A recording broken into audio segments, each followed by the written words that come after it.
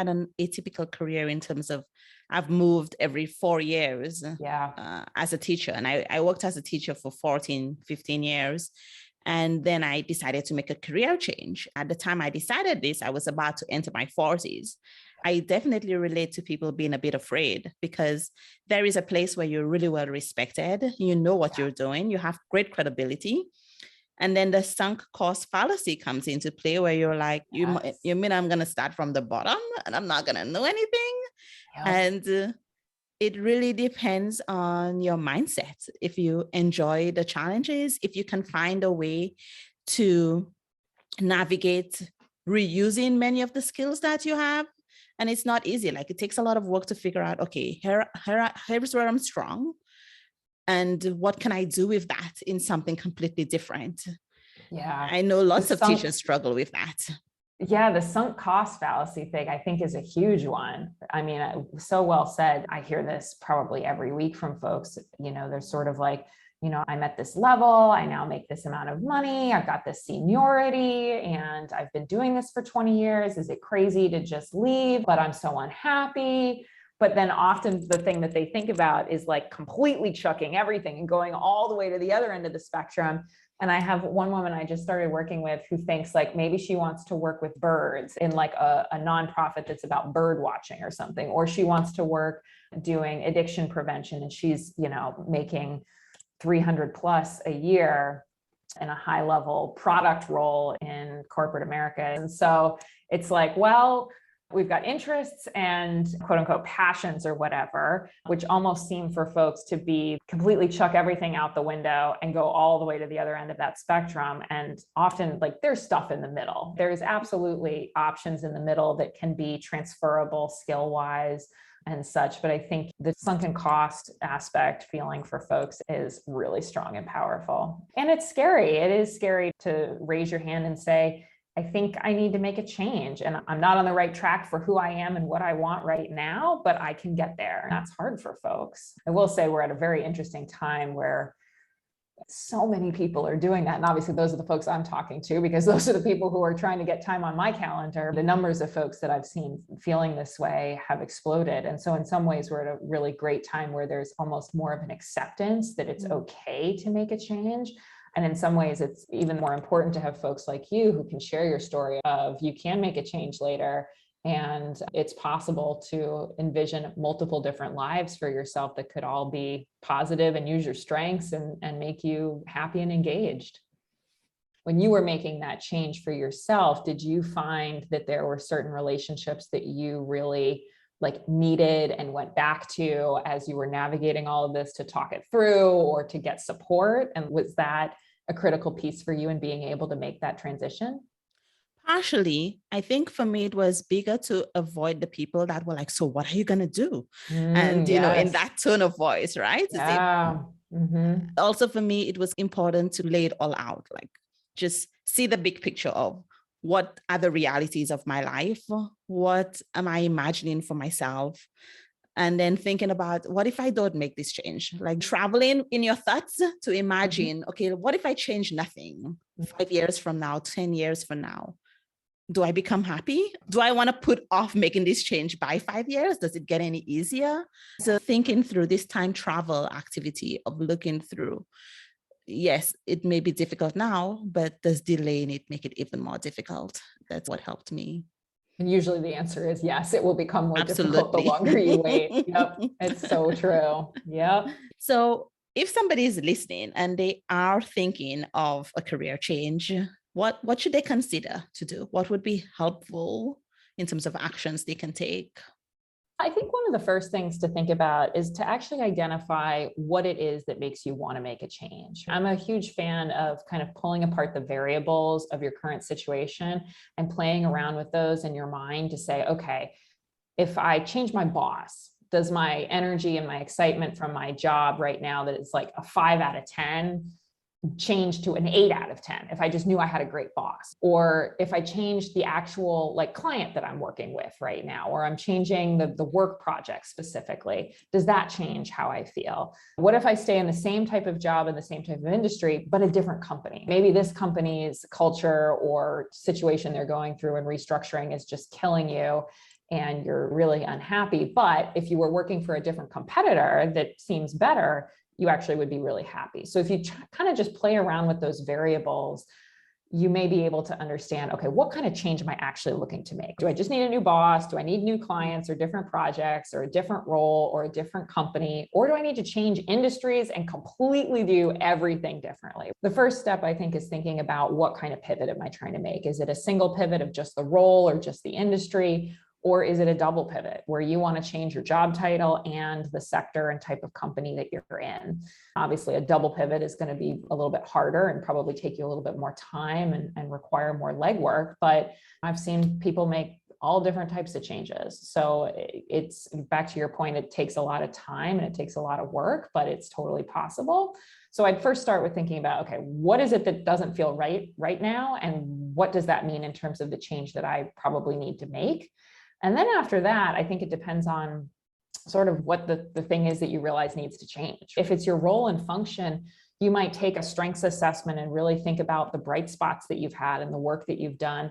What do those suggest about other types of roles? Do you really have tons of executing talents or relationship building talents? Or what are those talents that you have and the things that you enjoy that you could use in other types of job titles? Or if it's that you want to change the organization and the type of company and mission area, what are the types of mission areas that excite you? As you think about the different types of sectors that could be interesting, like how is COVID and the economy or our supply chain crazy issues, all these different things that are coming up in current events, like how are those affecting those industries to make you genuinely curious? I think for most folks, when they're trying to make a change, it comes from a place of, I need to do something different, but where the heck could I get a job? How can I actually do this, as opposed to what do I actually potentially want to do? Most people get stuck in the how. I would say, get up to the balcony and get genuinely curious. Think about, what would my life actually be like if I went and worked for a totally different type of company or a totally different type of role? Ideally, you're thinking about sort of that process of changing careers by using your relationships and networking and such. But instead of seeing networking as, okay, I'll put my resume together and I'll go talk to folks and say, hey, here's my resume. Do you know anybody that's hiring? You actually start with just talking to people with genuine curiosity, which it kind of goes back to the idea of the informational interview we used to call these networking conversations. I think it's really about being genuinely curious and asking questions that are just more meaty. Instead of how did you get your job, it's why did you know your job was going to be the right fit, right? Or what's the latest project you're working on? That's actually probably a pretty good question. But I'd even go further to say, like, what's keeping you up at night? Like, if you are, stressed about something at work, what does that stress usually look like? What are those things that keep you up? I think those types of genuine curiosity and even understanding and thinking about, how has COVID affected your work? Are there things that have really changed as a result of this that you think are going to really, influence how your work changes or how this sector changes, et cetera? I think that it's really about getting genuinely curious when you think about making a change, to uncover and sort of show that you think strategically and to uncover those strategic thoughts to be able to make good decisions. And then usually people are, pretty willing to help you find your way. I mean, I think all of us want to be helpful to others, and especially when we realize that you don't have to have a perfectly mapped out 50-year career plan. I mean, who does? People are generally pretty happy to help others grow and develop and point them in the right direction. So sometimes it's just about being able to be eloquent and polished when you say, here's what I do know. I know I need to change X, or I know I like Y, and then being able to say, but here's where I'm still stuck, or here's what I don't know, and here's what I want to find out. And can you help me with finding directions on these different ideas? I think that's probably what I would say. I love these questions because I think so often people have an idea of a job and the reality of the job is very different. Like, I knew I did not want to teach elementary school once I volunteered in an elementary school. I mean, I've taught elementary school, but I did not want to be a classroom teacher in elementary school. And so I think just having conversations, getting opportunities where you could try things out.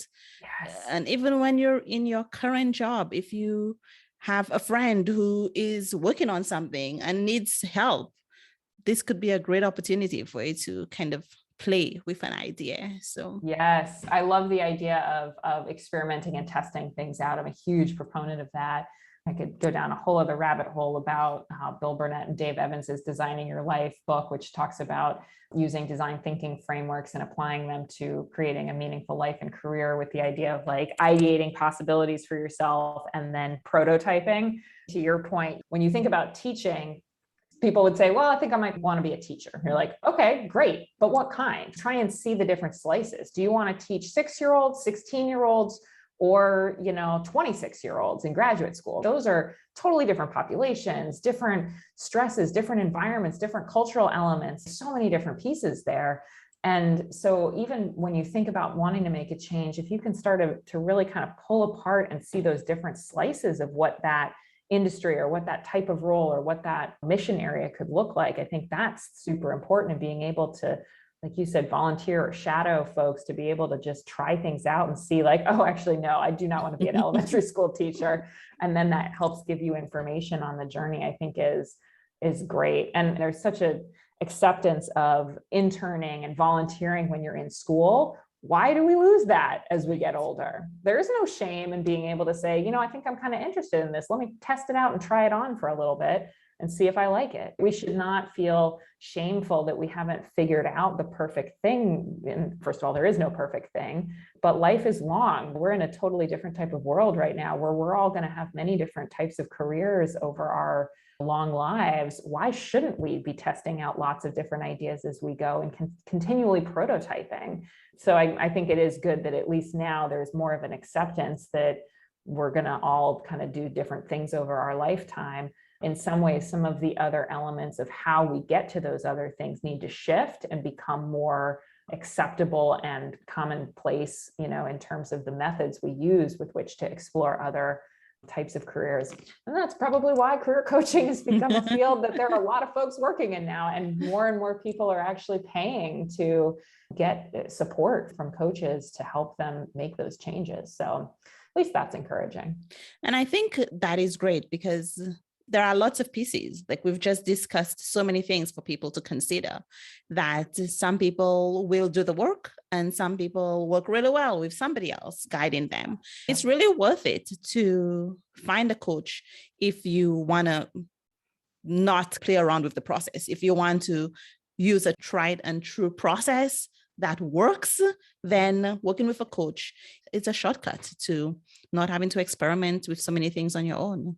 It is. It still does mean you have to do a lot of work on your own, right. But a coach can keep you accountable. A coach can suggest things you might not have thought about. A coach can spot the areas where, you might have a little weakness here. Let's beef this up or make sure you're a little bit more polished in this so that then you're more effective in the search. Changing careers does require a lot of time and energy. I just finished working with a woman last night who made a totally different role and industry change. She was pounding the pavement. She was messaging folks on LinkedIn. She was applying for jobs. She was interviewing, and she has done it in 3 months. I have other folks who I've worked with, and they're still searching after 9 to 12 months, even though they might be not looking to make a huge change. It's hard for them to find the time, or it feels uncomfortable to network and to constantly be putting in tailored applications and such. And so it takes them longer. So I'm always saying to folks, this will go as fast and be as successful as the amount of work and time you put into it. But a coach can certainly help to keep you honest and keep you accountable and spot you with that kind of training plan you kind of need for yourself. If you're interested in learning more about Emily's work, you can visit her website at pivotjourneys.com, and that link will be in the show notes. Go to changesbigandsmall.com to listen to the rest of this episode. You can listen and subscribe to download full episodes of the Changes Big and Small podcast each week for free.